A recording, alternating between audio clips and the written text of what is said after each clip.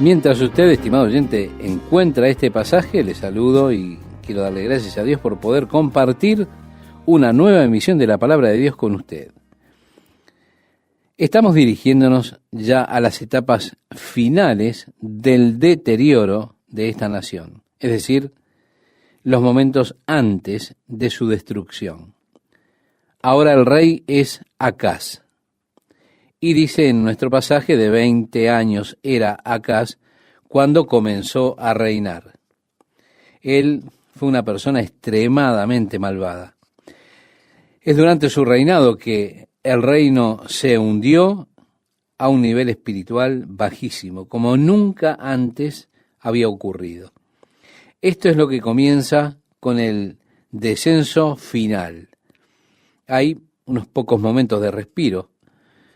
Ezequías, su hijo, fue un rey muy bueno. Manasés, el hijo de Ezequías, fue un rey malvado. Luego, Josías, hijo de Manasés, nuevamente es un rey que podemos decir fue un rey muy bueno. Pero cada vez que se llega a un rey malvado, parece que su maldad es más profunda, es mayor que los anteriores reyes malvados. Una de las cosas que hizo Acaz fue, según dice el versículo 2, anduvo en los caminos de los reyes de Israel. Esto lo encontramos en el capítulo 28, versículo 2. Es decir, él estableció la adoración a Baal y esto causó que ellos pasaran a sus hijos a través del fuego.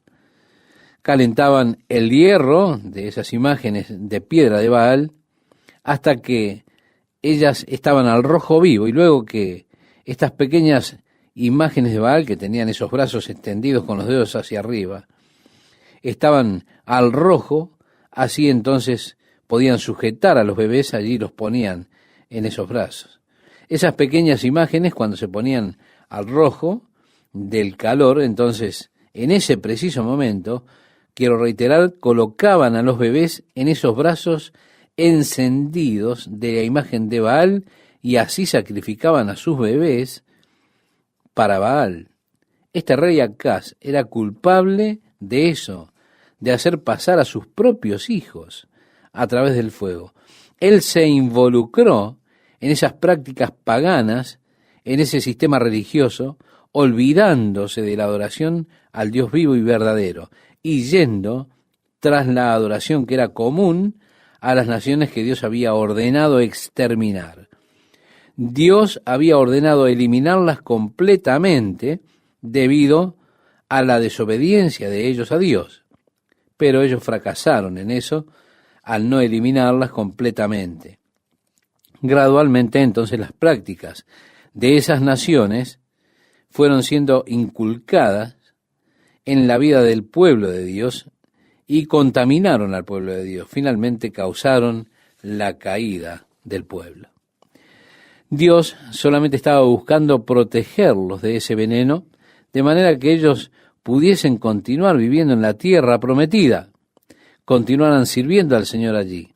Pero fallaron porque no obedecieron a Dios, y finalmente eso los llevó a la caída cuando comenzaron a adoptar las prácticas de esos pueblos paganos. Ahora, al estar tratando con este período en particular de la historia, el período de Acaz y posteriormente Ezequías estuvo en el tiempo cuando Isaías era el profeta de Dios. Usted puede ir al libro de Isaías y puede leer cómo él habla contra aquellos que siguen a la astrología, a los astrónomos, los que pronostican el futuro, los que hablan del horóscopo. Él habla de esas cosas en las que ellos se involucraron en esa falsa adoración. Al continuar luego de Ezequías en el período de Manasés, Manasés fue de hecho el que ordenó que el profeta Isaías fuera cortado al medio, aserrado en dos. Pero Dios levantó otro profeta durante el tiempo de Josías. Levantó al profeta Jeremías. Jeremías es el profeta que, hablando a las personas, en ese periodo de la historia dijo: ¿acaso alguna nación ha cambiado sus dioses aunque ellos no son dioses? En otras palabras, aquellas personas que adoraban a dioses falsos no se apartaban de esos dioses falsos.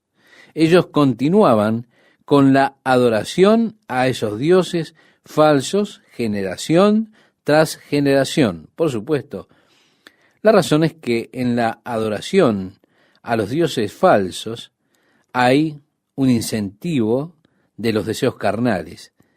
De esa manera no se tiene batalla espiritual, lucha espiritual en esos casos. Adorar al Dios vivo y verdadero crea un conflicto interior en las personas.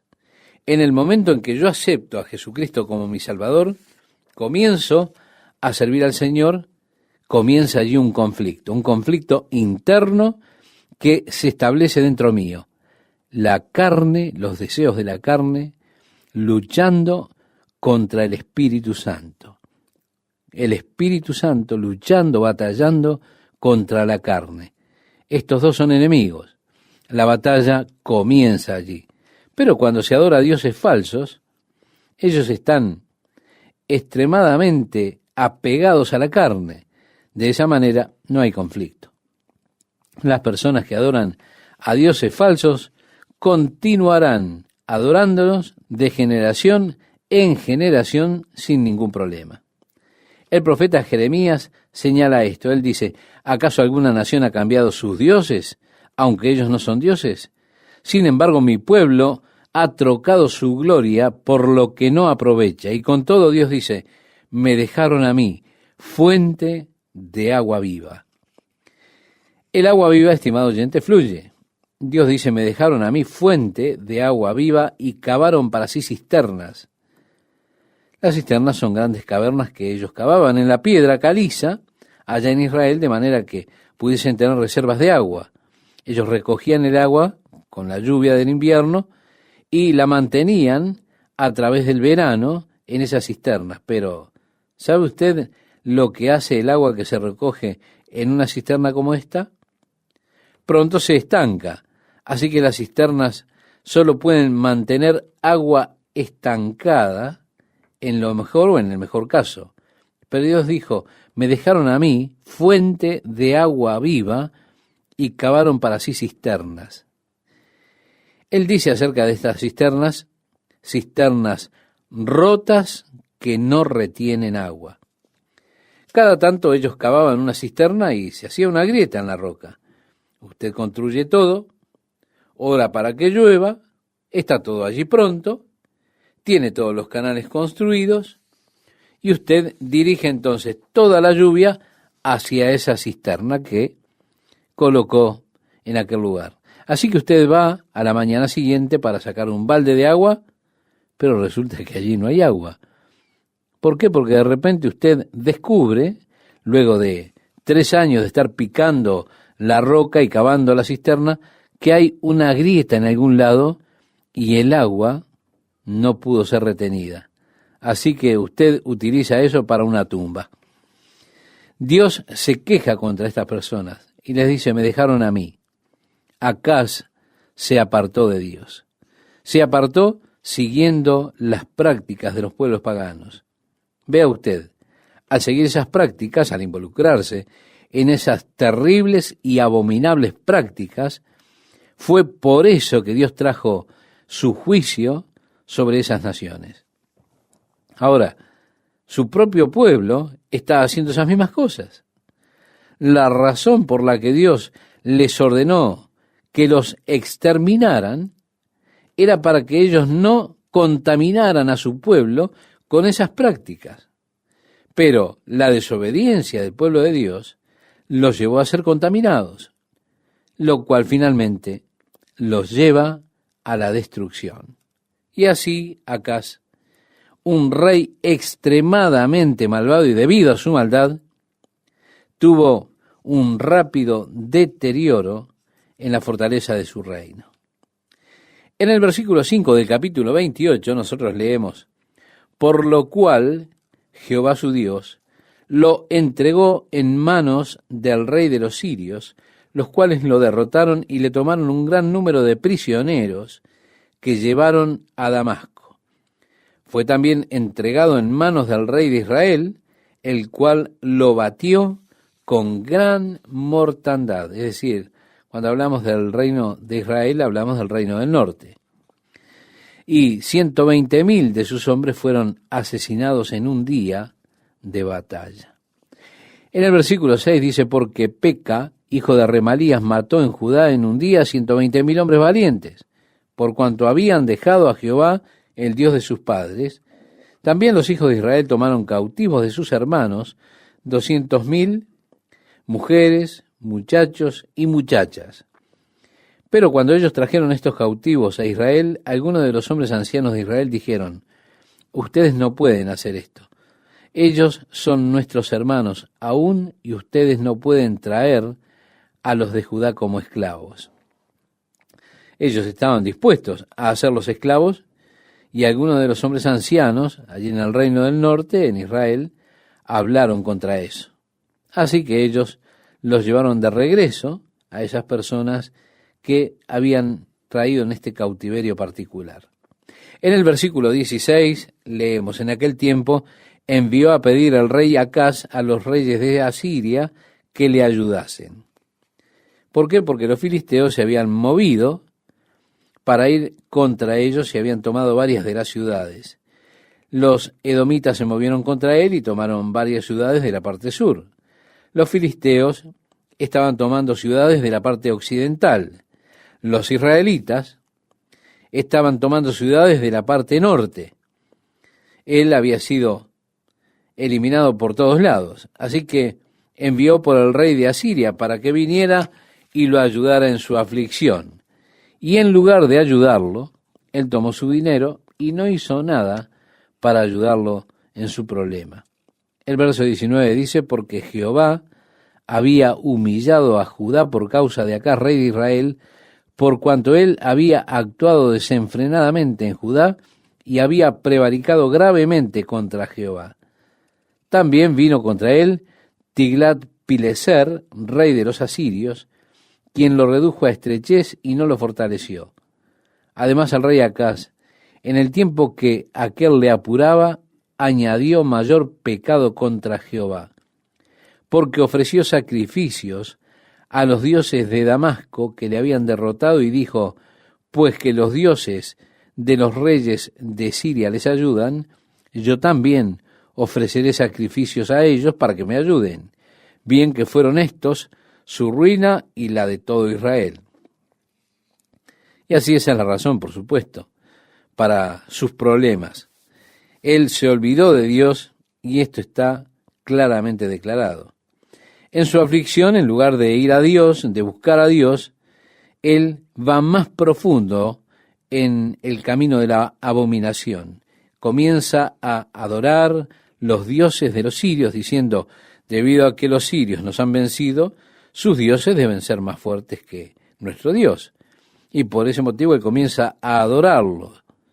Él y sus prácticas llevaron a la ruina al pueblo que adoraba a estos dioses falsos. Dice en nuestra lectura, y durmió Acaz con sus padres y lo sepultaron en la ciudad de Jerusalén, pero no lo metieron en los sepulcros de los reyes de Israel, y reinó en su lugar Ezequías su hijo. Comenzó a reinar Ezequías siendo de 25 años, y reinó 29 años en Jerusalén. Para mí es interesante que así como de malvado fue Acaz, fue Ezequías un rey muy bueno, un rey espiritual. Tal vez viendo la necedad de su padre. Quizá él vio que el reino de su padre, el que hizo por la nación lo que él hizo, le trajo todas esas consecuencias nefastas. Es interesante cómo un hombre tan impío como Acaz pudiera tener un hijo tan espiritual como Ezequías. Y dice que Ezequías comenzó a reinar, pero Ezequías fue fuertemente influenciado por Isaías el profeta. Sin duda, la relación de Ezequías con Isaías fue la razón por la cual Ezequías fue tan buen rey. Cuando Ezequías comenzó a reinar, inmediatamente buscó deshacerse del blasfemo trabajo de su padre, destruyendo todos esos ídolos, todas esas imágenes que había establecido su padre. Y en nuestro relato dice, e hizo lo recto ante los ojos de Jehová, conforme a todas las cosas que había hecho David, su padre. En el primer año de su reinado, en el mes primero, abrió las puertas de la casa de Jehová y las reparó. E hizo venir los sacerdotes y levitas, y los reunió en la plaza oriental y les dijo, oídme, levitas, santificaos ahora y santificad la casa de Jehová, el Dios de vuestros padres, y sacad del santuario la inmundicia, porque nuestros padres se han rebelado y han hecho lo malo ante los ojos de Jehová nuestro Dios, porque le dejaron y apartaron sus rostros del tabernáculo de Jehová y le volvieron las espaldas. Y aún cerraron las puertas del pórtico y apagaron las lámparas, no quemaron incienso ni sacrificaron holocausto en el santuario al Dios de Israel. Por tanto, la ira de Jehová ha venido sobre Judá y Jerusalén y los ha entregado a turbación y a execración y escarnio, como veis vosotros con vuestros ojos. Y he aquí nuestros padres han caído a espada, y nuestros hijos, nuestras hijas y nuestras mujeres fueron llevados cautivos por esto. Ahora pues, yo he determinado hacer pacto con Jehová, el Dios de Israel, para que aparte de nosotros el ardor de su ira. Hijos míos, no os engañéis ahora, porque Jehová os ha escogido a vosotros para que estéis delante de él y le sirváis, y seáis sus ministros, y le queméis incienso. Lo primero que Ezequías hizo fue restablecer la adoración a Dios. El templo había sido cerrado, había sido llenado con chatarra, basura, contaminación, las puertas estaban cerradas. Ellos no habían estado ofreciendo los sacrificios diarios, no mantenían la luz de la menorá encendida, ellos habían olvidado la adoración a Jehová Dios completamente durante el reinado de Acaz. El propósito de Ezequías fue restablecer ahora, reuniendo a los sacerdotes y diciendo, muy bien amigos, santifíquense y regresen. Estoy decidido a hacer un pacto de adoración a Dios. Podemos decir que Ezequías fue el instrumento para prevenir el juicio de Dios en el hecho de que él estaba volviendo al pueblo hacia la adoración a Dios una vez más. El verso 15 nos dice, estos reunieron a sus hermanos y se santificaron y entraron conforme al mandamiento del rey y las palabras de Jehová para limpiar la casa de Jehová. Y entrando los sacerdotes dentro de la casa de Jehová para limpiarla, sacaron toda la inmundicia que hallaron en el templo de Jehová al atrio de la casa de Jehová, y de allí los levitas la llevaron fuera al torrente de Cedrón. Y allí la arrojaron, por supuesto, en el fondo del valle. El verso 17 dice, comenzaron a santificarse el día primero del mes primero, y a los 8 del mismo mes vinieron al pórtico de Jehová y santificaron la casa de Jehová. Vemos, ellos comenzaron a santificar todas las cosas, se acercaba, por supuesto, ahora estamos en el primer mes, se acerca la gran fiesta de la Pascua. Ellos no tuvieron tiempo de preparar todo para esa fiesta de la Pascua en el primer mes. Había una cláusula en la ley de Moisés que si una persona no podía cumplir con la fiesta de la Pascua en el día 14 del primer mes, que podría hacerlo en el día 14 del segundo mes. Fue así que ellos determinaron que tendrían la fiesta de la Pascua una vez más. Era algo que estaba en la historia. Ellos no lo habían hecho por mucho tiempo y determinaron comenzarlo a hacer nuevamente con la fiesta. Guardarían la fiesta de la Pascua delante del Señor.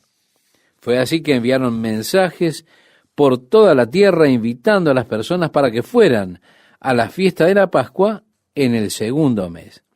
Es interesante que ellos enviaron mensajes incluso a los del reino del norte, hacia las áreas de Samaria, en el reino del norte, invitando a las personas que ellos debían venir. Así que hubo una gran fiesta de Pascua. Ellos restauraron la adoración en el templo. Así tenemos la hermosa imagen realmente de la adoración a Dios reestableciéndose en el templo. Y qué hermoso. Termina con este versículo 28 diciendo algo realmente notable. Y toda la multitud adoraba. Amigas, amigos, ¿qué tal? ¿Cómo están? En nuestro pasaje de este día nos dice: entonces mandó Ezequías sacrificar el holocausto en el altar, y cuando comenzó el holocausto, comenzó también el cántico de Jehová con las trompetas y los instrumentos de David, rey de Israel. Sí, David había inventado muchos instrumentos musicales y había ordenado al coro y demás cosas. Cuando ellos comenzaron a quemar el sacrificio, comenzaron a cantar y a adorar a Dios una vez más. Y así tenemos esta hermosa imagen realmente de la adoración a Dios restableciéndose ahora en el templo. Y toda la multitud adoraba y los cantores cantaban y los trompeteros sonaban las trompetas. Todo esto duró hasta consumirse el holocausto. La ofrenda quemada, si usted recuerda, era la ofrenda de consagración. Ellos ofrecían una ofrenda por el pecado porque habían pecado contra Dios. Luego la ofrenda quemada, que él dice: yo he hecho un pacto para servir al Señor. De esto se trataba la ofrenda quemada. La ofrenda quemada era una ofrenda de consagración. La consagración de mi vida para servir a Dios. Y así la Biblia dice: así que, hermanos, os ruego por las misericordias de Dios que presentéis vuestros cuerpos en sacrificio vivo, no como un sacrificio de pecado, sino un sacrificio de ofrenda quemada, podríamos decir. Continúa el apóstol Pablo diciéndole a los romanos en el capítulo 12, versículo 1 de su carta: un sacrificio santo, agradable a Dios. En otras palabras, aquí Dios está mi cuerpo. Yo sacrifico mi cuerpo entero a ti. O sea, estoy consagrándote mi vida, mi cuerpo para servirte a ti. De eso se trataba, estimado oyente, la ofrenda quemada. Era una ofrenda de consagración. En el versículo 30 leemos: entonces el rey Ezequías y los príncipes dijeron a los levitas que alabasen a Jehová con las palabras de David y de Asaf, vidente. Así que ellos comenzaron a cantar las canciones, y ellos alabaron con gran alegría, dice el relato bíblico, y se inclinaron y adoraron. Y respondiendo Ezequías dijo: vosotros os habéis consagrado ahora a Jehová. Acercaos, pues, y presentad sacrificios y alabanzas en la casa de Jehová. Y la multitud presentó sacrificios y alabanzas, y todos los generosos de corazón trajeron holocaustos. A veces tenemos un concepto erróneo de que nosotros podemos dictar justicia, y eso es imposible. La adoración a Dios siempre debe brotar de un corazón libre. Usted no debe forzar a las personas a adorar a Dios. Eso tiene que surgir espontáneo en un corazón. Lo que sea que usted dé, si es a usted mismo o aquello que usted tiene, siempre debe darse libremente, voluntariamente, de corazón. Así que las personas, tantas como había generosos de corazón, fueron y adoraron. El versículo 36 dice: y se alegró Ezequías con todo el pueblo de que Dios hubiese preparado al pueblo, porque la cosa fue hecha rápidamente. Sí, esto realmente fue rápido. Envió después Ezequías por todo Israel y Judá, y escribió cartas a Efraín y a Manasés, para que viniesen a Jerusalén, a la casa de Jehová, para celebrar la Pascua a Jehová, Dios de Israel. Y el rey había tomado consejo con sus príncipes y con toda la congregación de Jerusalén, para celebrar la Pascua en el mes segundo, porque entonces no la podían celebrar, por cuanto no había suficientes sacerdotes santificados, ni el pueblo se había reunido en Jerusalén. Esto agradó al rey y a toda la multitud, y determinaron hacer pasar pregón por todo Israel, desde Beerseba hasta Dan. Podemos decir que está casi en el en la base del monte Hermón, en la parte norte del valle de Ula, sobre el mar de Galilea. En el verso 6 del capítulo 30 dice: fueron pues correos con cartas de mano del rey y de sus príncipes por todo Israel y Judá, como el rey lo había mandado, y decían: hijos de Israel, volveos a Jehová, el Dios de Abraham, de Isaac y de Israel, y él se volverá al remanente que ha quedado de la mano de los reyes de Asiria. Note usted, ahora se están dirigiendo al remanente que había escapado de la mano del rey de Asiria. Ellos estaban allí en las tribus del norte, Manasés, Efraín, Simeón y demás. Y dice: no seáis como vuestros padres y como vuestros hermanos que se rebelaron contra Jehová, el Dios de sus padres, y él los entregó a desolación, como vosotros veis. No endurezcáis, pues, ahora vuestra cerviz como vuestros padres. Someteos a Jehová y venid a su santuario, el cual él ha santificado para siempre, y servid a Jehová vuestro Dios, y el ardor de su ira se apartará de vosotros.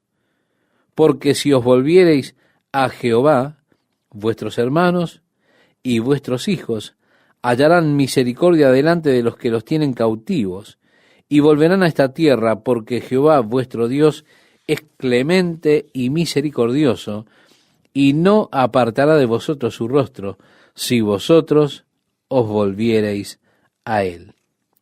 Sí, fue el rey Ezequías que envió esta carta. Vea usted, habían llegado los asirios, habían tomado el reino del norte, habían tomado a las personas cautivas, y solo un remanente de personas habían quedado. Él les escribe a ellos y dice: mire, vengan y regresen a Dios. Si nosotros nos volvemos a Dios, Dios obrará, y sus familias que fueron llevadas cautivas regresarán. Regresemos realmente con todo nuestro corazón a Dios. Vengan y adoremos a Dios. Esto fue un intento de unir nuevamente a las personas, atraer a aquellos del reino del norte para que regresaran a la adoración a Dios. Fue un hermoso intento por parte de Ezequías. Luego él hace su declaración a ellos: si ustedes hacen esto, de seguro Dios bendecirá, porque Dios es bondadoso y misericordioso. Ese fue el incentivo de Ezequías: vuélvanse al Señor.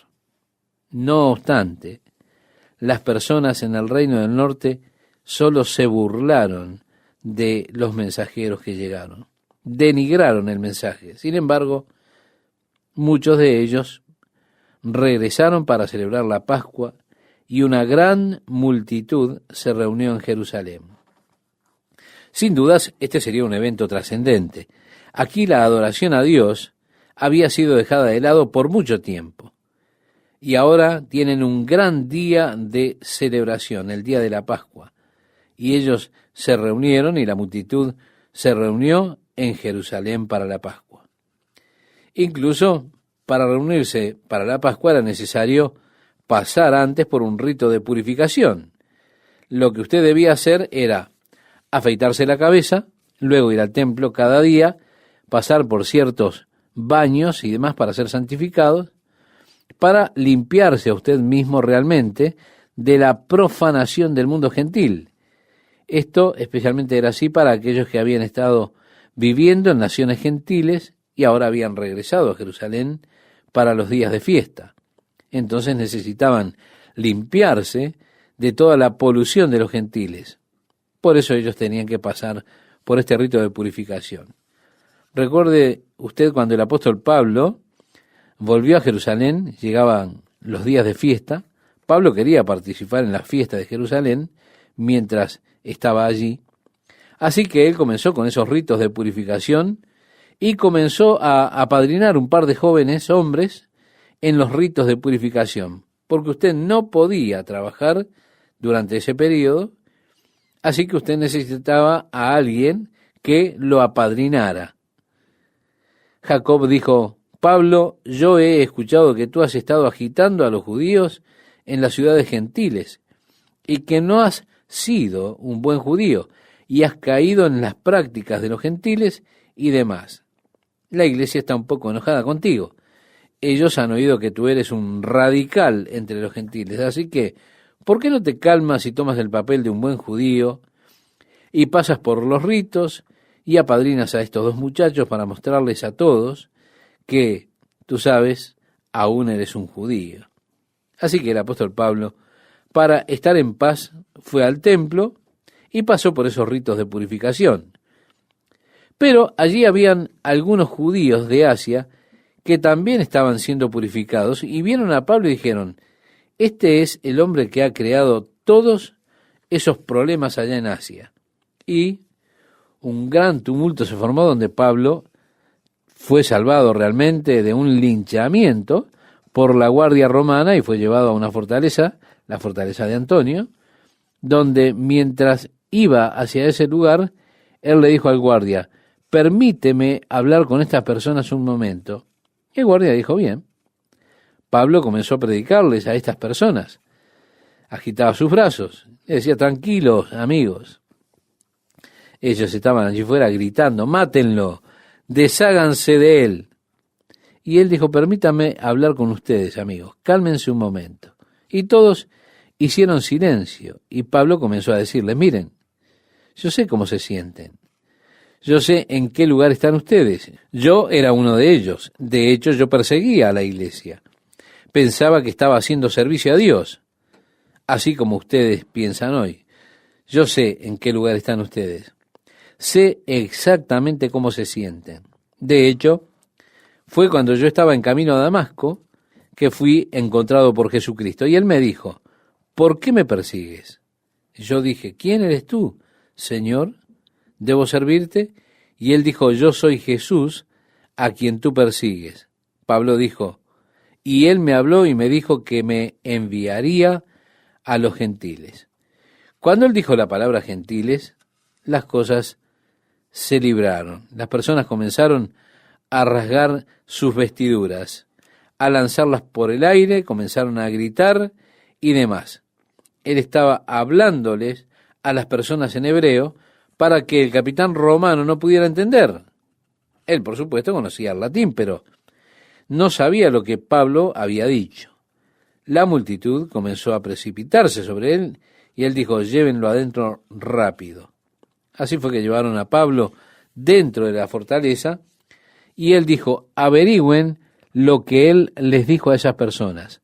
Azótenlo, hagan que él les diga. Y allí se creó un gran tumulto del lado de afuera. El apóstol Pablo estaba pasando por este mismo rito de la purificación en esa oportunidad. Ahora bien, las personas habían venido, pero aquí ellos se estaban demorando y el tiempo para la ceremonia había llegado y, bueno, ellos llegaron. No tuvieron el tiempo suficiente para pasar por todos los ritos de purificación, de santificación. Por eso Ezequías dijo, Señor, ten misericordia de esta pobre gente. Ellos han venido de tan lejos hasta aquí para adorarte. Permite que ellos vengan sin los ritos. Permite pasar por alto todos los rituales y solo recíbelos, Señor. Y el Señor habló y dijo que Él los recibiría sin los rituales para que ellos fueran a presenciar la Pascua. Así que fue un momento decisivo nuevamente para aquellas personas y regresaron ellos mismos a Dios.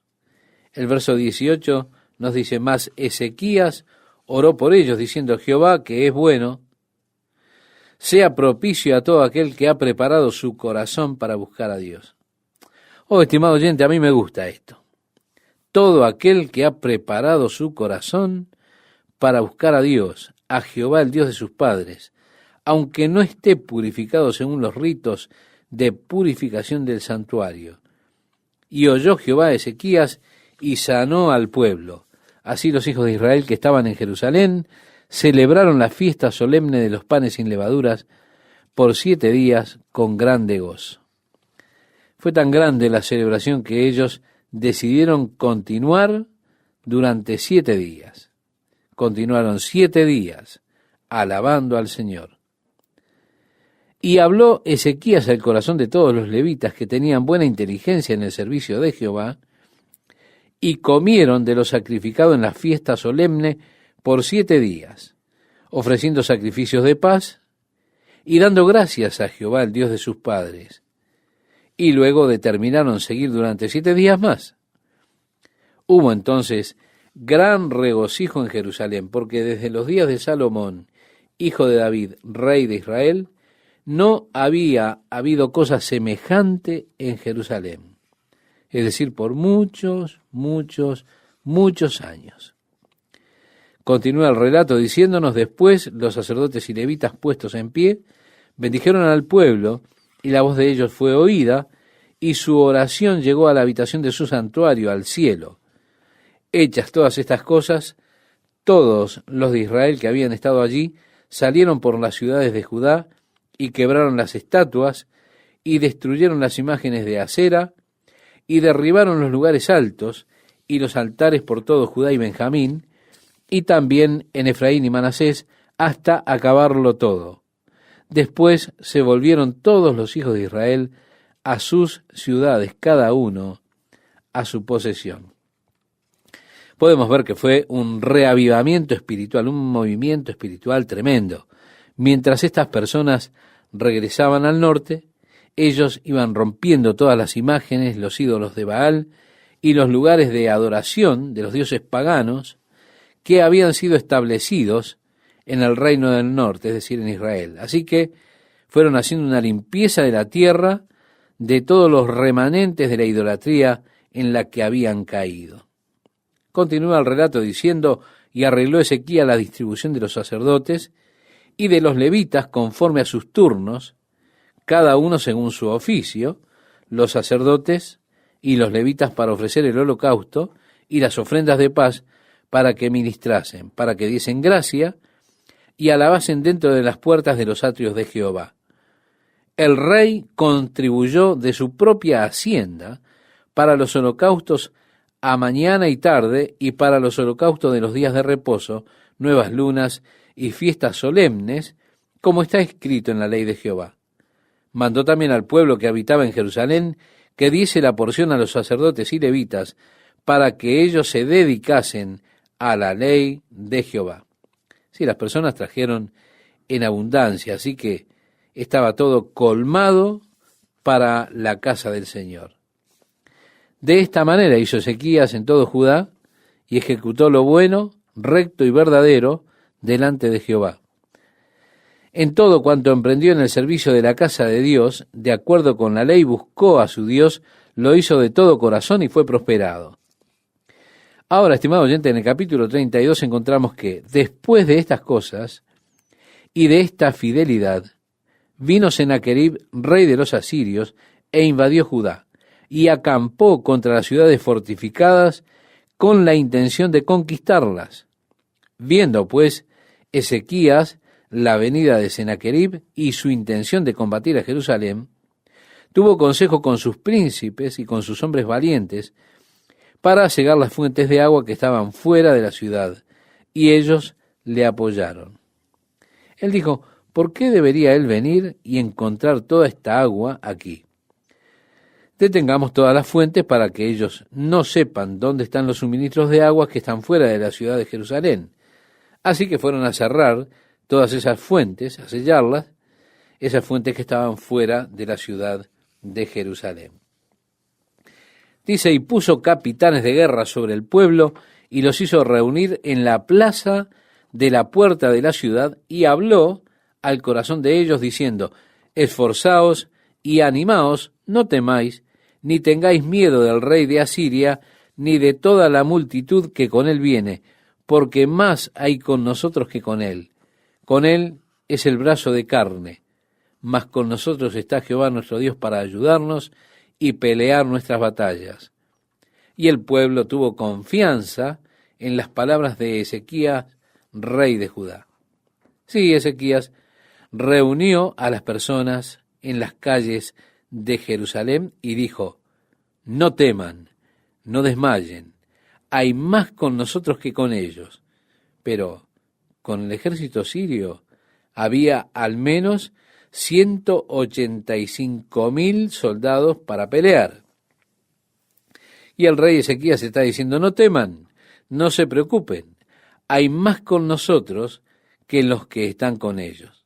¿Se puede imaginar usted, estimado oyente, lo que sería ver a 185.000 hombres descendiendo, apareciendo allí sobre la colina y descendiendo? Es mucha gente. Pero Ezequías dijo, no teman, no se preocupen, son más los que están con nosotros que con ellos. Porque con ellos está el ejército de carne, pero con nosotros está Jehová Dios. Oh, cuánto necesitamos nosotros darnos cuenta de esto, estimado oyente. Decía el apóstol Pablo, escribiéndole a los romanos, si Dios es por nosotros, ¿quién contra nosotros? Oh, si siempre hay más por nosotros y con nosotros que los que están con el enemigo. Mayor es aquel que está en ti que el que está en el mundo. Podemos leer esta gran verdad en la primera carta de Juan, en el capítulo 4, versículo 4. Qué gusto estar con ustedes, amigas y amigos, en una nueva emisión de nuestro programa. Como hijo de Dios, quiero decirle que usted nunca debe sentir miedo, no debe aterrarse del enemigo, nunca. Necesitamos tener esa confianza en la presencia de Dios con nosotros. Este rey decía, con él es el brazo de carne, mas con nosotros está Jehová nuestro Dios. Nosotros somos muchos más. Nosotros tenemos a Jehová de nuestro lado. Y el pueblo, nos dice, tuvo confianza en las palabras de Ezequías, lo cual es algo muy hermoso. Sennacherib envió a estos hombres a Jerusalén. Él estaba ocupado en la batalla en Laquis y envió a estos mensajeros a Ezequías con estas cartas amenazadoras, diciéndoles que se rindieran o serían exterminados. Él dijo, no confíen en la palabra de Ezequías, su rey, diciéndoles que su Dios los librará. ¿Dónde están los dioses de los sirios? ¿Dónde están los dioses de los otros reinos que nosotros hemos destruido? Ningún dios de todos los reinos ha sido capaz de librar a su pueblo de nuestras manos. Y estas cartas son realmente cartas blasfemas contra el Señor, en quien Ezequías alentó al pueblo a confiar. Y estos mensajeros estaban allí y les estaban hablando en el idioma de ellos. Les hablaban en hebreo a las personas que estaban parados en el muro, diciéndoles, no confíen en las palabras de Ezequías, ríndanse, porque si nosotros venimos con nuestro ejército, los eliminaremos. Y les decían todas estas amenazas. No permitan que Ezequías los engañe, diciéndoles, confíen en Jehová. Bien, la palabra del Señor vino a Ezequías a través del profeta Isaías para que confiara en Dios. Confía en el Señor, Él te librará. Y el ángel del Señor pasó aquella noche por el campamento asirio y mató 185.000 soldados. Fue así que cuando los israelitas despertaron a la mañana y miraron, estaban todos esos cuerpos muertos allí en la tierra, y aquellos que quedaron de los asirios escaparon hacia Asiria, incluyendo al rey Sennacherib, que cuando regresó a Asiria, fue al templo de su Dios, y en ese lugar sus 2 hijos lo mataron. Ellos vieron entonces el poder libertador de Dios. Ahora, cuando llegamos a Isaías, Isaías nos va a dar el trasfondo de esto. Nos dará un poco más de detalles de esta victoria tan particular de Dios sobre los asirios, que ocurrió porque ellos confiaron en el Señor, confiaron en las palabras de Ezequías.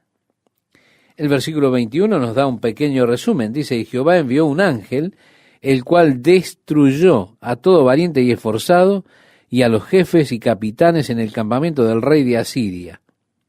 Este se volvió, por tanto, avergonzado a su tierra, y entrando en el templo de su Dios, allí lo mataron a espada sus propios hijos.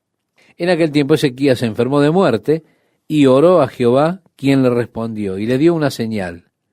Mas Ezequías no correspondió al bien que le había sido hecho, sino que se enalteció su corazón, y vino la ira contra él y contra Judá y Jerusalén. Ezequías estaba enfermo. El profeta Isaías fue a él y le dijo, pon tu casa en orden, tú morirás. Pero Ezequías puso su rostro contra la pared, él comenzó a orar, él oró toda la noche. Isaías nos dice acerca de la oración de Ezequías en su libro. Veremos más de esto cuando llegamos al libro del profeta Isaías. Naturalmente, este es un buen momento para leer la profecía de Isaías y de Jeremías al tratar con estos últimos capítulos. Pero Isaías nos dice cómo él clamó toda la noche delante del Señor, colocando su rostro contra la pared. La palabra del Señor llegó a Isaías diciendo, regresa y dile que yo le daré otros 15 años. Así que el Señor le extendió la vida a Ezequías. Pero esto fue realmente trágico. Hay una voluntad directa, agradable de Dios para nuestras vidas.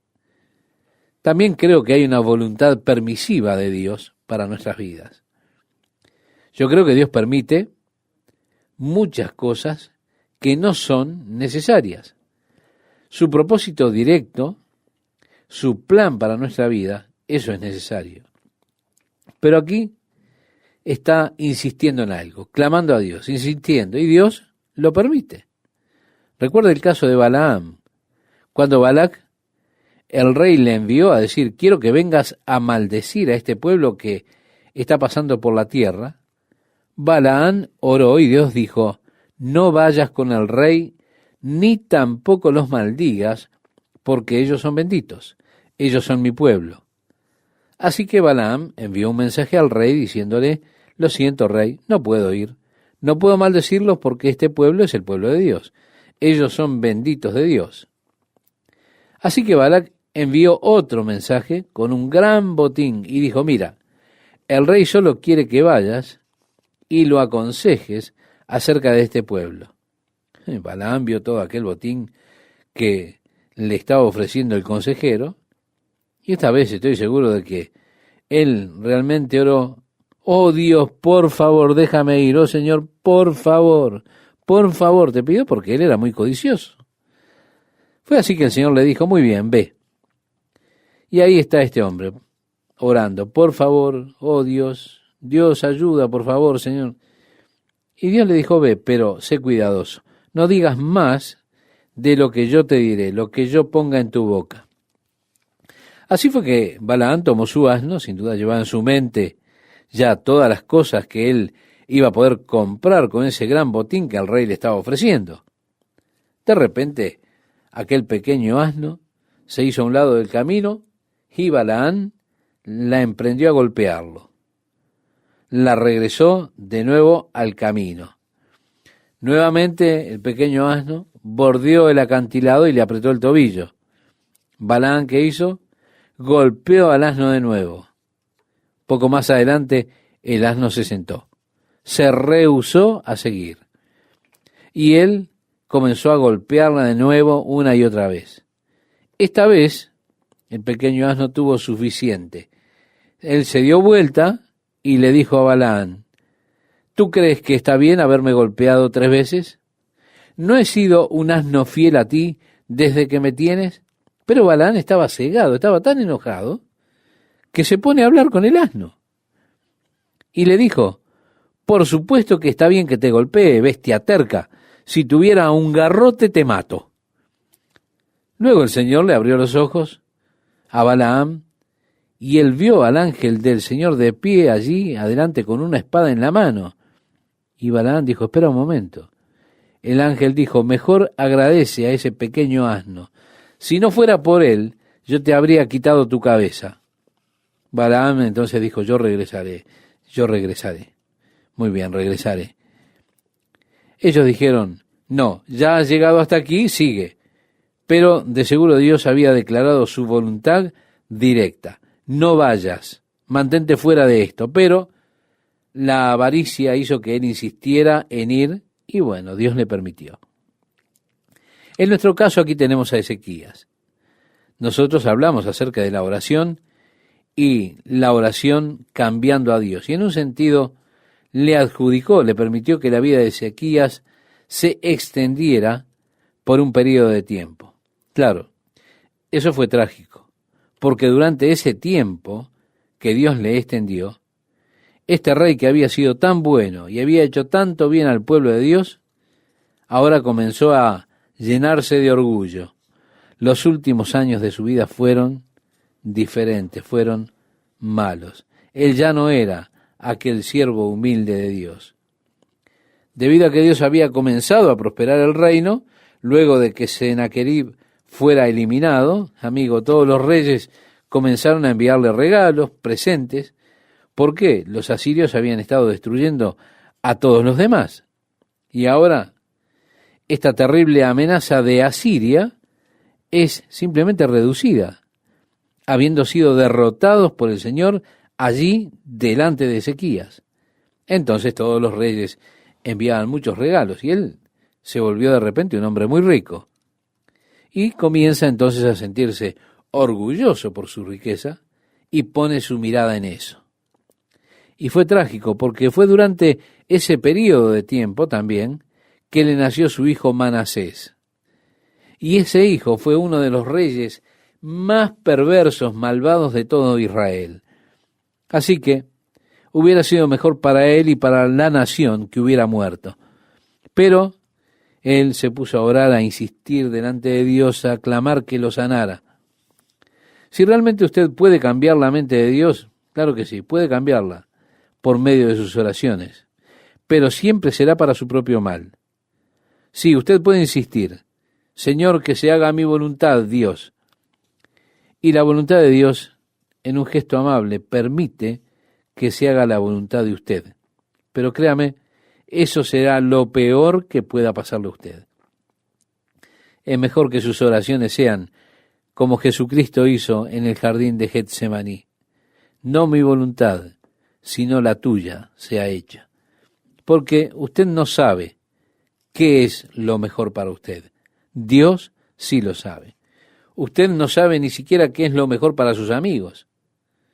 Muchas veces esas cosas por las cuales clamamos a Dios, insistiendo, ayunando y orando para que Dios haga alguna cosa en particular, puede ser lo peor que le pueda suceder a usted. Y lo peor que Dios pueda hacer por usted será en respuesta a esa oración, a ese tipo de oración en particular. Así que yo no estoy de acuerdo con aquellos que dicen que la oración, esa oración que decimos su voluntad sea hecha, sea eludir una responsabilidad espiritual. Porque si fuera realmente así, entonces tendríamos que Jesús fue culpable de eludir esa responsabilidad espiritual, porque él oró, no mi voluntad, sino sea hecha tu voluntad. Ezequías oró toda la noche, y Dios dijo, bueno, te daré 15 años más.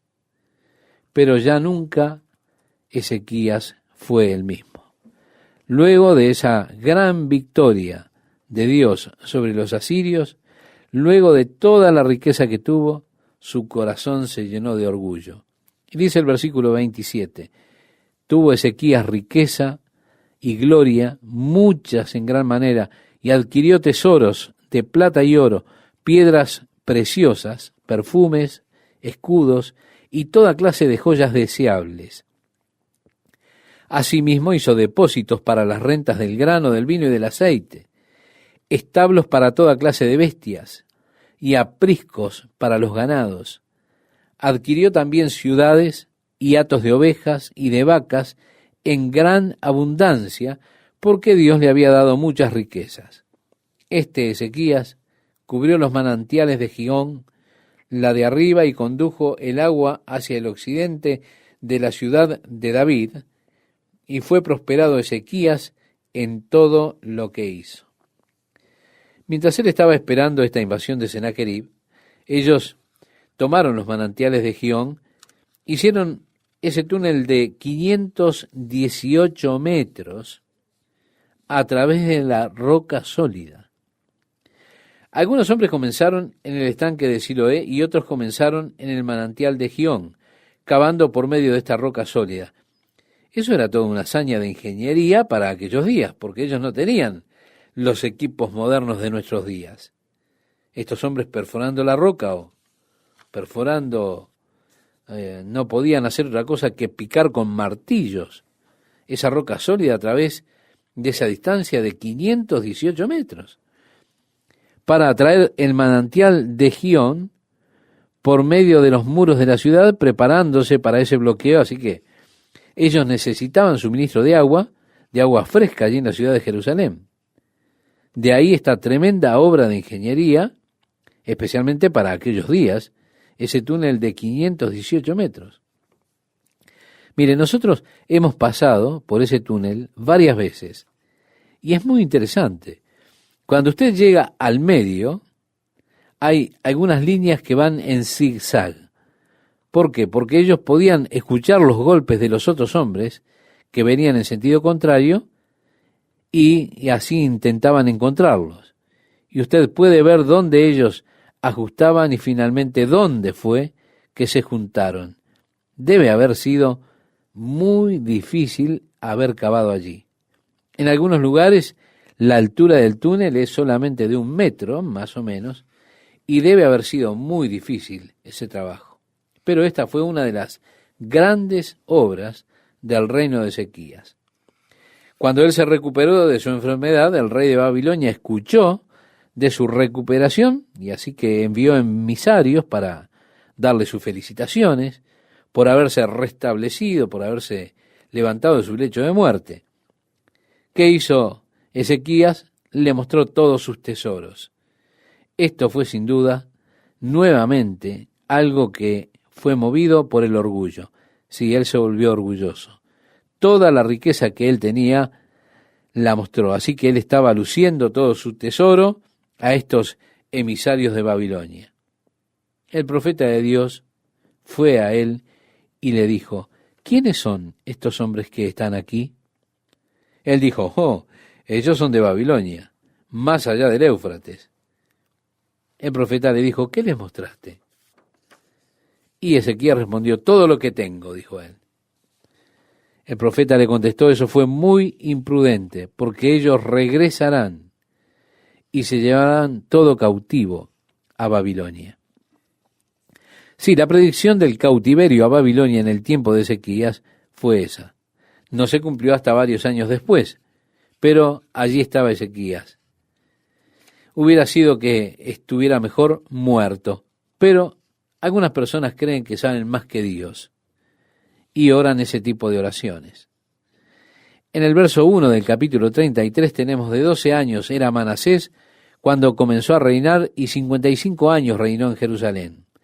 Uno de los reinados más largos fue el reinado de Manasés, el más largo de todos.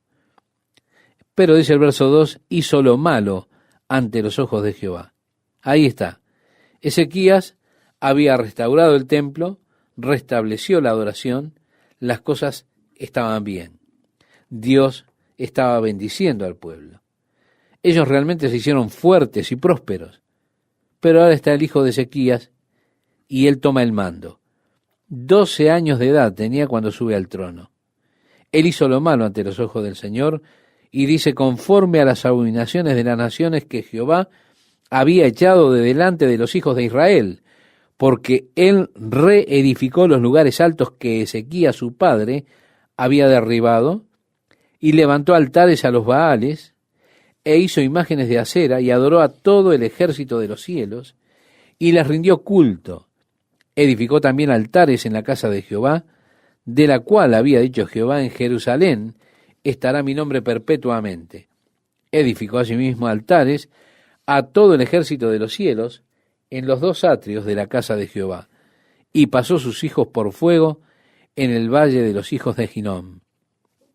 Así que lo mismo que había hecho Acaz, su abuelo, lo hace él.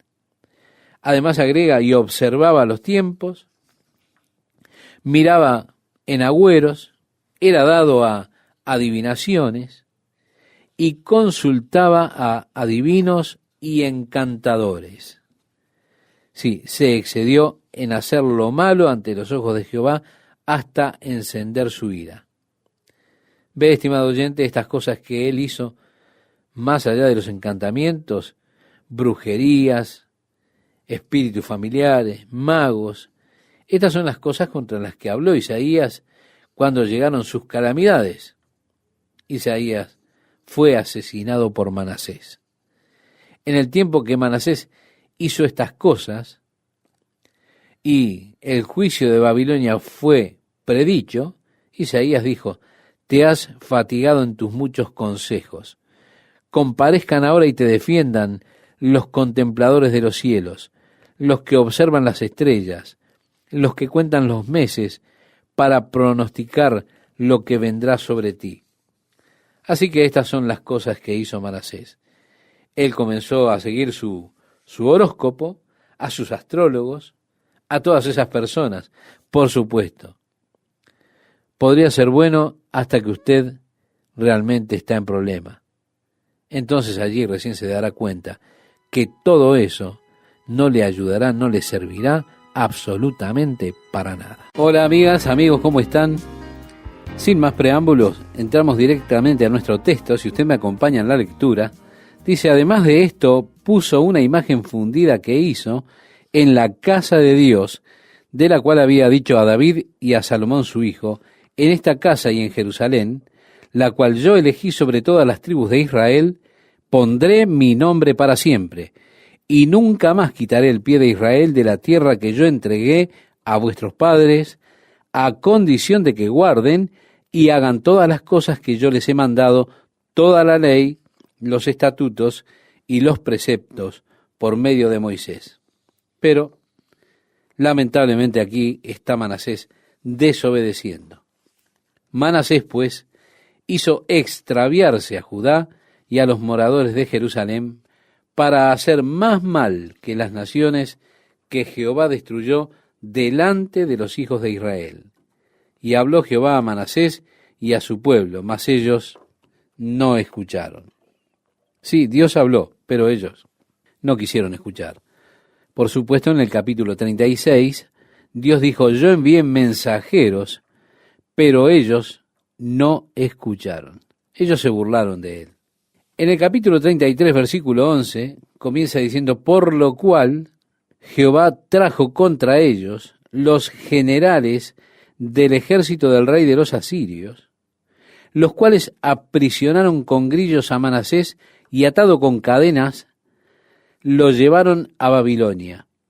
Mas luego que fue puesto en angustias, oró a Jehová su Dios, humillado grandemente en la presencia del Dios de sus padres, y habiendo orado a él, fue atendido, pues Dios oyó su oración, y lo restauró a Jerusalén a su reino. Entonces reconoció Manasés que Jehová era Dios. Manasés tuvo una experiencia de conversión. Fue un camino difícil. Él fue llevado cautivo por el rey de Asiria, que lo arrastró por las espinas, le hizo pasar un tiempo muy duro, lo llevó cautivo a Babilonia, y mientras él estaba allí, le comenzó a pedir ayuda a Dios. Por supuesto, nuestro Dios es un Dios tan bueno, tan misericordioso, que escuchó su oración y lo llevó de regreso a Jerusalén. Desde ese momento Manasés fue un hombre cambiado, pero él no fue capaz de deshacerse de la locura de sus años jóvenes. Él comenzó a implementar reformas espirituales.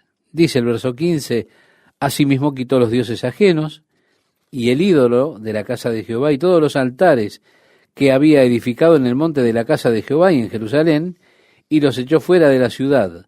Reparó luego el altar de Jehová y sacrificó sobre él sacrificios de ofrenda de paz y de alabanza, y mandó a Judá que sirviesen a Jehová Dios de Israel. Pero el pueblo aún sacrificaba en los lugares altos, aunque lo hacía para Jehová su Dios. Podemos decir que tuvo un retorno parcial a Dios. Cuando él muere, su hijo Amón comienza a reinar, y nos dice el versículo 21, de 22 años era Amón cuando comenzó a reinar, y 2 años reinó en Jerusalén. E hizo lo malo ante los ojos de Jehová, como había hecho Manasés su padre, porque ofreció sacrificios y sirvió a todos los ídolos que su padre Manasés había hecho. Bueno, esto significa entonces que Manasés no se había deshecho completamente de esos ídolos. Pero, dice el verso 23, nunca se humilló delante de Jehová como se humilló Manasés su padre. Antes bien aumentó el pecado, y conspiraron contra él sus siervos, y lo mataron en su casa. Y así fue que su hijo, Josías, comenzó a reinar. Y nos dice en el capítulo 34, versículo 1, de 8 años era Josías cuando comenzó a reinar, y 31 años reinó en Jerusalén. Bien, Josías sí que estableció reformas. A los 8 años de su reinado, siendo aún muchacho, comenzó a buscar al Dios de David su padre, y a los 12 años comenzó a limpiar a Judá y a Jerusalén de los lugares altos, imágenes de acera, esculturas e imágenes fundidas. Tenía 8 años cuando comenzó a reinar. Para cuando tenía 16, él comenzó a buscar a Dios. Cuando tenía 20 años, él comenzó a limpiar la tierra de las imágenes falsas. A los 21 años, la palabra del Señor vino al profeta Jeremías. Así que tenemos ahora este periodo donde está el profeta Jeremías. Porque en el año 13 del reinado de Josías, vino palabra del Señor a este profeta, y llamando a Jeremías, Jeremías tenía a esa altura unos 17 años de edad, cuando la palabra del Señor vino a él. Esto significa que habría unos 4 años de diferencia de edad entre el profeta Jeremías y el rey Josías. Josías estableció reformas espirituales entre el pueblo. Aún así, el profeta Jeremías en ese momento pudo ver que las reformas espirituales solo eran reformas superficiales. Y Jeremías clamó contra la superficialidad de su conversión y su adoración a Dios. Jeremías, si usted puede recordar ahora, en ese periodo de la historia, cuando usted lea a Jeremías o cuando lleguemos a Jeremías, usted realmente comprenderá entonces la profecía de Jeremías mucho mejor. ¿Por qué? Porque Jeremías comienza su profecía justamente en este momento. La limpieza de Jerusalén, el restablecimiento de la adoración en el templo y lo demás que hizo Josías, esto ocurrió precisamente cuando Jeremías comienza su período de profecías. Él profetizó por el resto de la historia de la nación, el resto de la historia anterior a la cautividad babilónica. Así que, desde Segunda de Crónicas en adelante, es el período de ministerio de Jeremías. A partir del versículo 4 dice, y derribaron delante de él los altares de los Baales, e hizo pedazos las imágenes del sol que estaban puestas encima. Despedazó también las imágenes de acera, y las esculturas y estatuas fundidas, y las desmenuzó, y esparció el polvo sobre los sepulcros de los que les habían ofrecido sacrificio. Quemó además los huesos de los sacerdotes sobre sus altares, y limpió a Judá y a Jerusalén. Lo mismo hizo en las ciudades de Manasés, Efraín, Simeón y hasta Nestalí, y en los lugares asolados alrededor.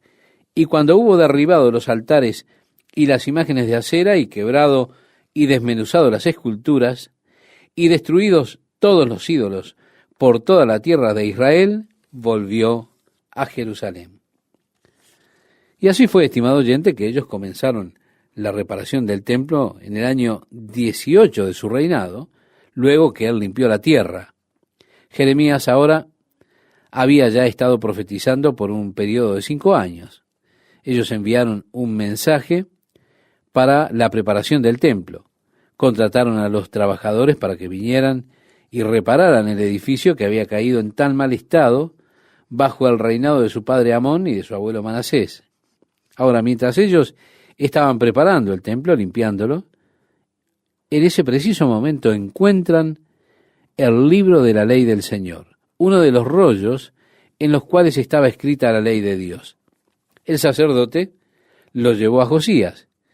Él comenzó a leerle de este rollo. Mientras él le leía, por supuesto, sin duda, la porción de Deuteronomio, realmente lo llevó a donde Dios pronunció las maldiciones que vendrían sobre el pueblo si ellos se apartaban de Dios. Josías alzó la voz y dijo: esto es terrible. Se dio cuenta Josías que debido a la iniquidad y al pecado de ese pueblo, que había sido llamado por Dios para ser un pueblo especial, fue debido a su fracaso que vinieron estas maldiciones que Dios dijo. Las maldiciones que yo traeré sobre la tierra, dijo Dios. Así fue que cuando ellos leyeron ese rollo a Josías, cuando él escuchó las palabras, él rasgó sus vestidos y dijo: andad, consultad a Jehová por mí y por el remanente de Israel y de Judá acerca de las palabras del libro que se ha hallado, porque grande es la ira de Jehová que ha caído sobre nosotros, por cuanto nuestros padres no guardaron la palabra de Jehová para hacer conforme a todo lo que está escrito en este libro. Entonces Hilcías y los del rey fueron a Hulda profetisa, la cual moraba en Jerusalén, en el segundo barrio. Ella dijo: sí, la nación caerá, pero no caerá durante el reinado de Josías, debido a su justicia y haberse vuelto al Señor. Así que se le prometió que él sería llevado a la tumba en paz. Entonces él leyó la ley del Señor a todo el pueblo, leyó todas las palabras del libro del pacto que fue hallado en la casa del Señor. Y tenemos así esta lectura a partir del verso 31, donde nos dice: y estando el rey en pie en su sitio, hizo delante de Jehová pacto de caminar en pos de Jehová y de guardar sus mandamientos y sus testimonios y sus estatutos con todo su corazón y con toda su alma, poniendo por obra las palabras del pacto que estaban escritas en aquel libro. Y quitó Josías todas las abominaciones de todas las tierras de los hijos de Israel, e hizo que todos los que se hallaron en Israel sirviesen a Jehová su Dios. No se apartaron de en pos de Jehová, el Dios de sus padres, todo el tiempo que él vivió. Él instituyó una Pascua tremenda, que incluso reemplazó la de su bisabuelo Ezequías. De hecho, no hubo Pascua tan grande como esta en toda la tierra desde el tiempo de Samuel. Con Ezequías, él tuvo la mayor Pascua desde Salomón, pero Josías sobrepasó todas aquellas fiestas de ese periodo glorioso de Salomón y de David. No hubo nada como esto desde el tiempo de Samuel. La muerte de Josías se registra en la última parte del capítulo 35. Lo que sucedió fue que el rey de Egipto había llegado allí a la tierra, estaba peleando en el área del valle de Meguido, y Josías salió contra él. El rey le dijo: hey, Dios me ha enviado para ser un instrumento de juicio, así que no interfieras.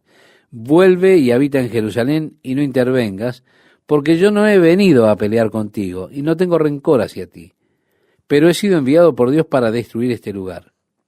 Josías, en lugar de escuchar el consejo de Necao, el faraón de Egipto, decidió salir a la batalla contra él. Él se disfrazó y fue a pelear. Uno de los arqueros de Faraón lo alcanzó. Él cambió de carruaje, emprendió el regreso a Jerusalén en otra carroza, pero murió por causa de las heridas que le habían provocado. Así que esto parece una muerte prematura y ocurrió por entrometerse en algo en lo cual él no debería estar, porque Dios había enviado al faraón allí para esta misión en particular. Jerusalén lamentó la muerte de Josías. Jeremías también escribió una lamentación por él, pero no la lamentación que nosotros tenemos en la Biblia, como el libro de las Lamentaciones, aunque hay una referencia a ella, tal vez por Josías, en el libro de las Lamentaciones. Cuando muere Josías, Joacás comenzó a reinar. Y dice, de 23 años era Joacás cuando comenzó a reinar, y 3 meses reinó en Jerusalén. Y el rey de Egipto lo quitó de Jerusalén, y condenó la tierra a pagar 100 talentos de plata y 1 de oro. Y estableció el rey de Egipto a Eliasín, hermano de Joacás, por rey sobre Judá y Jerusalén. Y le mudó el nombre en Joacín. Y a Joacás, su hermano, tomó Necao y lo llevó a Egipto. Cuando comenzó a reinar Joacín era de 25 años, y reinó 11 años en Jerusalén, e hizo lo malo ante los ojos de Jehová su Dios. Y subió contra él Nabucodonosor, rey de Babilonia, y lo llevó a Babilonia atado con cadenas. Nabucodonosor puso sobre el trono a un rey vasallo, Joaquín, que tenía solo 8 años, y reinó solo 3 meses y 10 días, e hizo lo malo ante los ojos del Señor. Para un niño de 8 años que solo reinó por 3 meses, esto tiene que haber sido algo muy malo. En el versículo 10 dice, a la vuelta del año, el rey Nabucodonosor envió y lo hizo llevar a Babilonia, juntamente con los objetos preciosos de la casa de Jehová, y constituyó a Sedequías, su hermano, por rey sobre Judá y Jerusalén. De 21 años era Sedequías cuando comenzó a reinar, y 11 años reinó en Jerusalén. E hizo lo malo ante los ojos de Jehová su Dios, y no se humilló delante del profeta Jeremías, que le hablaba de parte de Jehová. En otras palabras, Sedequías mandó a Jeremías al calabozo. Continúa el relato diciendo, se rebeló a sí mismo contra Nabucodonosor, al cual había jurado por Dios, y endureció su cerviz, y obstinó su corazón para no volverse a Jehová, el Dios de Israel. También todos los principales sacerdotes y el pueblo aumentaron la iniquidad, siguiendo todas las abominaciones de las naciones, y contaminando la casa de Jehová, la cual él había santificado en Jerusalén. Y Jehová, el Dios de sus padres, envió constantemente palabra a ellos por medio de sus mensajeros, porque él tenía misericordia de su pueblo y de su habitación. Mas ellos hacían escarnio de los mensajeros de Dios, y menospreciaban sus palabras, burlándose de sus profetas, hasta que subió la ira de Jehová contra su pueblo, y no hubo ya remedio. Por lo cual trajo contra ellos el rey de los caldeos, que mató a espada a sus jóvenes en la casa de su santuario, sin perdonar joven ni doncella, anciano ni decrépito, todos los entregó en sus manos. Asimismo, todos los utensilios de la casa de Dios, grandes y chicos, los tesoros de la casa de Jehová y los tesoros de la casa del rey y de sus príncipes, todo lo llevó a Babilonia. Y quemaron la casa de Dios, rompieron el muro de Jerusalén, y consumieron a fuego todos sus palacios, y destruyeron todos sus objetos deseables. Los que escaparon de la espada fueron llevados cautivos a Babilonia, y fueron siervos de él y de sus hijos, hasta que vino el reino de los persas, para que se cumpliese la palabra de Jehová por la boca de Jeremías, hasta que la tierra hubo gozado de reposo, porque todo el tiempo de su asolamiento reposó, hasta que los 70 años fueron cumplidos. Es que Israel había estado por 490 años en esa tierra que Dios les había prometido. Se les encomendó por la ley de Moisés que dejaran descansar la tierra cada 7 años. Ellos tenían que sembrar la tierra, pero debían rotar sus cultivos. Por 6 años debían sembrar, pero el 7º año tenían que dejar de sembrar. Solo aquello que creciera por sí solo es lo que tendrían. Deberían comer eso, pero no tenían que sembrar absolutamente nada, solo debían dejar que la tierra reposara el 7º año. Ellos fallaron en eso, no obedecieron el mandato de Dios, de la ley de Dios. Así que cuando Dios los lleva cautivos, Él dice, y porque ellos no han obedecido por los 490 años la ley del reposo, sino que han sembrado la tierra año tras año, yo haré que la tierra quede desolada por 70 años, porque se han salteado 70 reposos de la tierra. Así dijo Dios, yo haré que la tierra esté desolada por 70 años, para que la tierra tenga el reposo que no tuvo, mientras las personas vivían allí, porque ellos desobedecieron la ley del Señor. Aquí encontramos entonces, estimado oyente, la cautividad, el fin de la nación y el comienzo de lo que las Escrituras llaman el tiempo de los gentiles. A través del profeta Daniel se le llama así, el tiempo de los gentiles. Desde un punto de vista bíblico, el tiempo del reino gentil comenzó con Babilonia, y el reino babilónico, el cual cambió hacia el reino medo-persa, luego siguió con el reino griego. A este le sucedió el imperio romano. Finalmente ha de culminar en una federación de 10 naciones en los últimos días. Es interesante que Dios está declarando primero su amor, y debido a su amor Él envía a sus profetas, pero ellos no escuchaban. Ellos se burlaban de los profetas.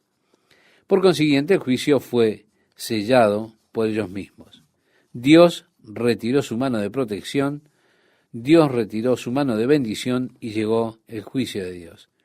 ¿Cuántas lecciones tenemos allí para aprender nosotros, verdad? Si abandonan al Señor, decía el profeta, serán abandonados por el Señor. Ellos abandonaron a Dios. Entonces fueron abandonados por Dios y fueron llevados cautivos. Donde fuera que ellos adoraran a Dios, donde fuera que sirvieran al Señor, entonces ellos eran fuertes. Dios los hacía fuertes. Dios les daba victoria sobre sus enemigos. Estaban seguros en la tierra prosperaba. Pero en cuanto le daban la espalda a Dios, sus enemigos tenían victoria sobre ellos. Ellos eran oprimidos por los enemigos y era un tiempo de debilidad, de declive nacional. Lecciones a las que nosotros necesitamos prestar mucha atención en estos tiempos en los que estamos viviendo. También, habiendo disfrutado de vivir en una nación donde Dios fue colocado por los fundadores en el corazón de la vida nacional, aún así, ellos abandonaron a Dios. También nosotros hemos abandonado a Dios y ya no podemos existir más sin la ayuda de Dios. Nosotros nunca nos atrevemos a pensar en nosotros mismos como independientes de Dios. Nuestra nación está ahora en serios problemas. Nuestros líderes han comenzado a decirnos más y más acerca de lo serio que es ese peligro, si es que ya no es demasiado tarde para regresar a Dios con todo nuestro corazón. Los 2 últimos versículos de este capítulo son los 2 primeros del libro de Esdras. Así que tenemos una conexión definitiva entre Segunda de Crónicas y Esdras. Esdras comienza luego de los 70 años de cautiverio, cuando ellos regresan a la tierra. Sí, el libro de Esdras y el libro de Nehemías cubren este período de reconstrucción del templo luego de estos 70 años de cautiverio en Babilonia.